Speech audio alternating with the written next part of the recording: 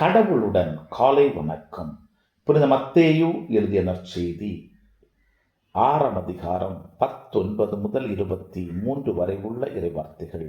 அக்காலத்தில் இயேசு தம் சீடரை நோக்கி கூறியது: மண்ணுலகில் உங்களுக்கென செல்வத்தை சேர்த்து வைக்க வேண்டாம்.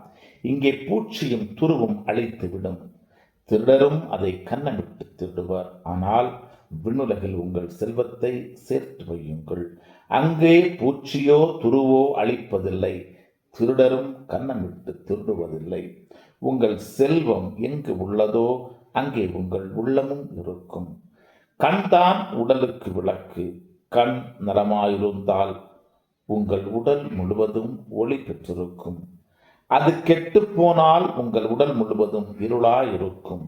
ஆக உங்களுக்கு ஒளி தர வேண்டியது இருளாயிருந்தால் இருள் எப்படி இருக்கும்? கிறிஸ்துவின் நற்செய்தி. இந்த நாள் இனிய நாளாக அமைய வாழ்த்துக்கள். பல பல பல புதுமைகள், பெருமைகள், இனிமைகள் இறங்கிய நல்ல நாள், ஒரு நல்ல நாள், நம் தேவன் தந்த நாள். இது நல்ல நாள், ஒரு நல்ல நாள், நம் தேவன்